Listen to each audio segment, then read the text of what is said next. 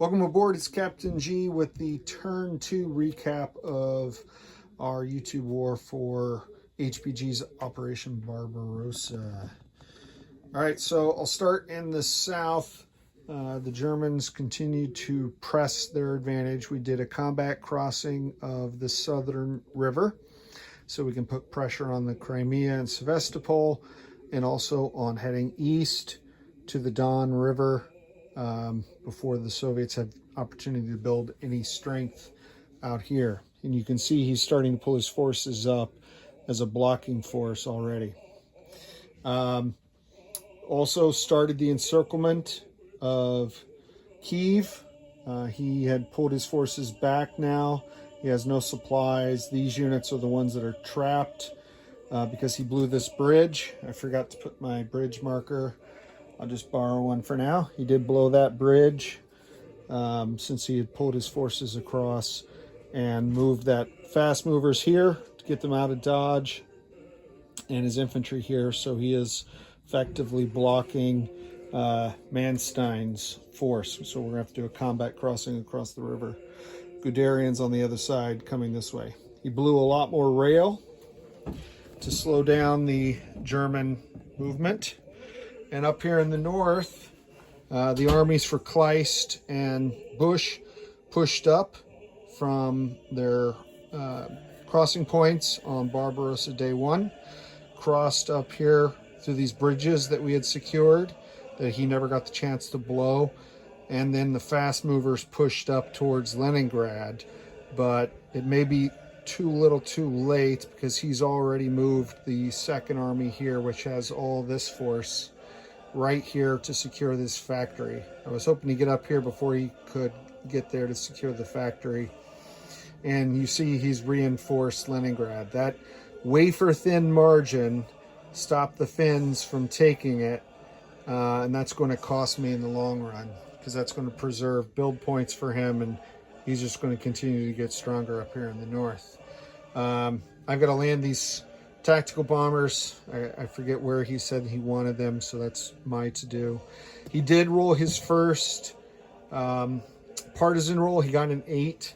So we're trying different things with the partisans. This is modeled somewhat off of the Troubles random event expansion for Global War 85, where you have multiple scenarios depending, and the higher the number, the worse the scenario for the partisans. So 1 to 4, whatever you're attacking is a success, and you inspire the people, so you would get a second partisan. 5 to 8, 1 to 4, no, 1 to 3, and then 4 to 6 is a success. So 50-50 is success, but you don't inspire anyone to join you. 7, 8, 9 is a failure, but no negative consequences. And then 10, 11, 12 is a failure and your partisan is destroyed, right? So 4 possible outcomes. He got the no action, which ultimately doesn't matter. He's looking to grow his partisans because he had already blown the rail here. But he's got to attack every turn, even if there's nothing there, roll the dice, so that way he can grow his partisans. And once you get more than 2, then you can try to expand and send partisans into other German territories, regardless of whether or not they are garrisoned. So that's where we ended on 2. Quick turn. He tried air attacks on the Soviet turn against these supplies here. All missed. His tactical bombers tried to come in here. The defending Luftwaffe.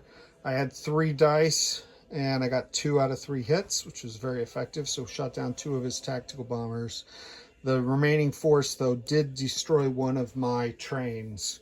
So I like to think of it as one of the ones that I captured from him. But nonetheless, it was a train that was already in the service of my army. So pretty even exchange. I got a little bit ahead in the math, but that doesn't matter. His build is already past Germany's build.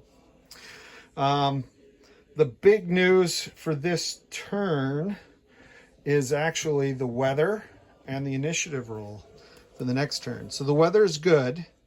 So that's good. I was worried about mud. But the initiative roll went for the Soviets. I think Germany got a 9 and the Soviets got a 12, if I remember correctly. So 3.1, turn 3, the first half, will not be the Germans. I'm going to have to stay seated again, and he's going to get back-to-back turns. So that is a huge swing, because I suspect these guys may be overextended, and I'm concerned about Paulus and the 6th Army.